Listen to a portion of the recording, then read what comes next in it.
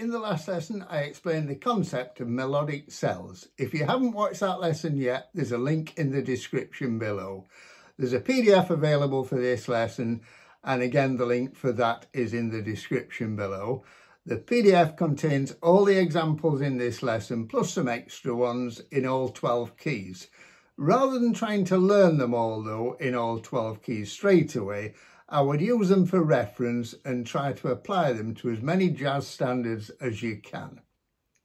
So let's look at a slightly more advanced concept now, melodic cells from Upper Structure Triads.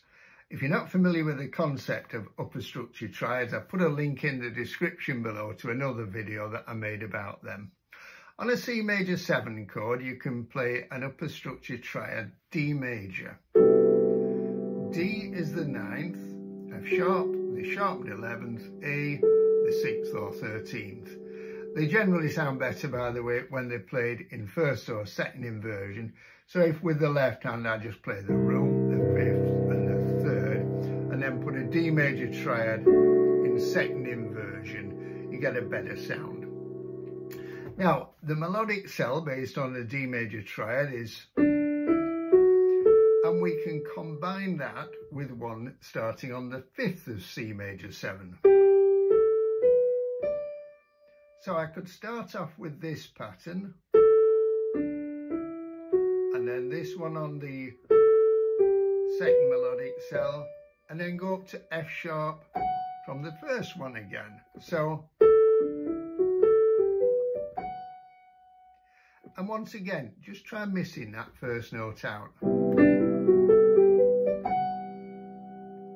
Sounds so much better.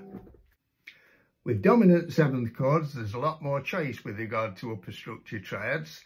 The first one I want to look at over a G7 chord is A flat minor. A flat is the flattened 9th, E flat is the flattened 13th. And the melodic cell based on that is, now you can think of B flat as being a passing note, or you can think of it as the sharpened 9th. Now if I played this pattern and then displaced the top 2 notes down an octave, I get this pattern. If I did that up there, I can get to there and repeat it. So played over a G7 chord, that would sound like this. The next upper structure triad I'm going to look at on G7 is an A major chord.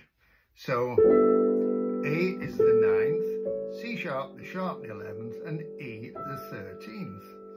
The melodic cell from that is,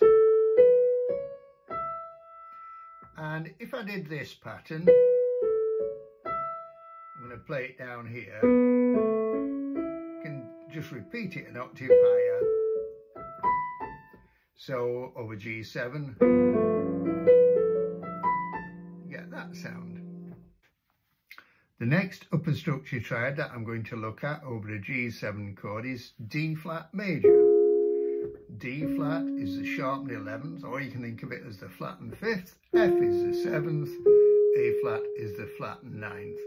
And if I make the melodic cell out of that, we've got E flat as well, which is the flattened 13th. Now, if I combine that with the melodic cell based on A flat minor,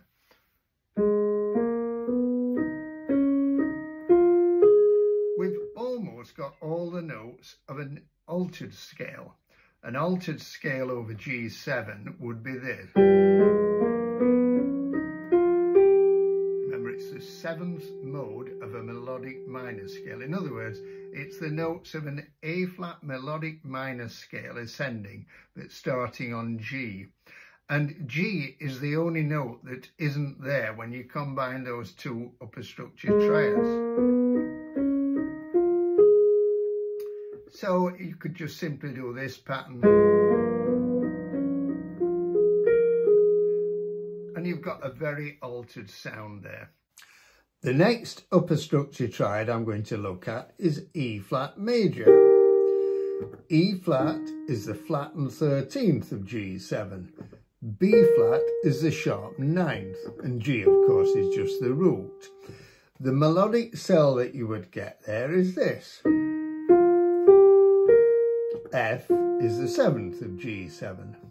Now, if you combine the three melodic cells that we've now got, the one based on A flat minor, the one on D flat major, and the one on E flat major, we have now got all the notes of the altered scale.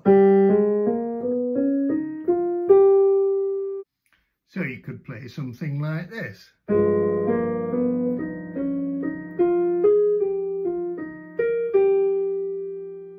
And again, try missing that first note out.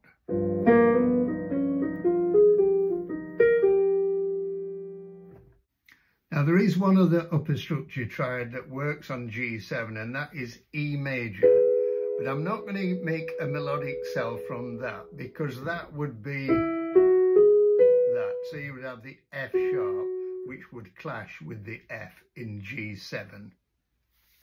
Now I want to go back and have another look at minor 7 flat 5 chords, because there is one other option with regard to melodic cells. If we take, say, a B minor 7 flat 5 chord, the default scale to play over that is a Locrian mode, which in this case is the notes of a C major scale, but starting on B.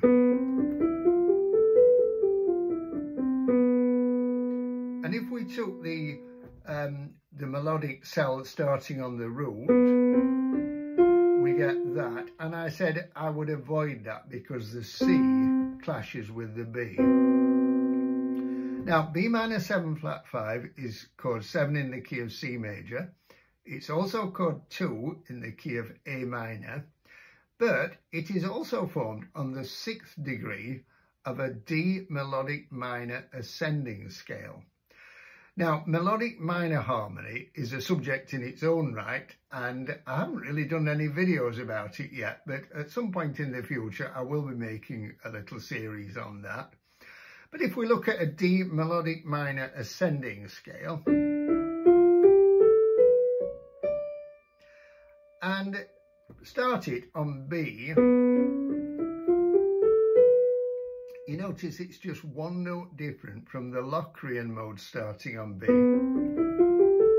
Instead of C, we've got C sharp. Now, if we use this as a melodic cell,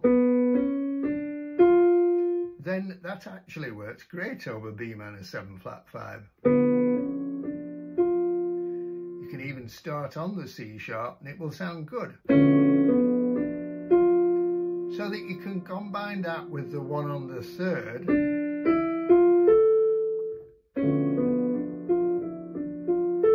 and get patterns like that.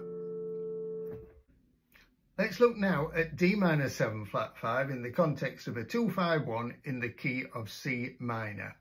The default mode for D minor 7 flat 5 is the Locrian mode, which is the notes of an E flat major scale but starting on D.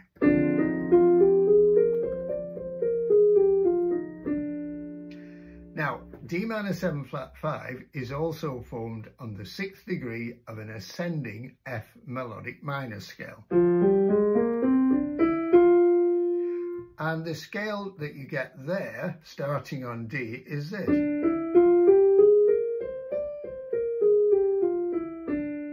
So it's just one note different from the Locrian mode. We've got E rather than E flat. And from that, I'm going to use two melodic cells, the one starting on the root and on the 3rd. Now, if I use this pattern on both of them, we get this. I'm going on to G7 now, and I'm going to use the melodic cell based on the upper structure triad A flat minor.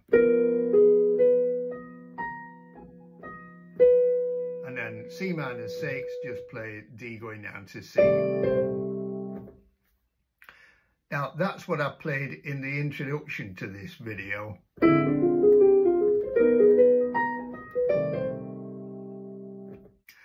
Hope hope you found this video useful. Don't forget that there's a PDF available. The link's in the description below. And I would really appreciate it if you would give it a thumbs up and subscribe if you haven't done so far. And I always appreciate comments, and I'm happy to ask any questions that you may have. Thank you. See you in the next video.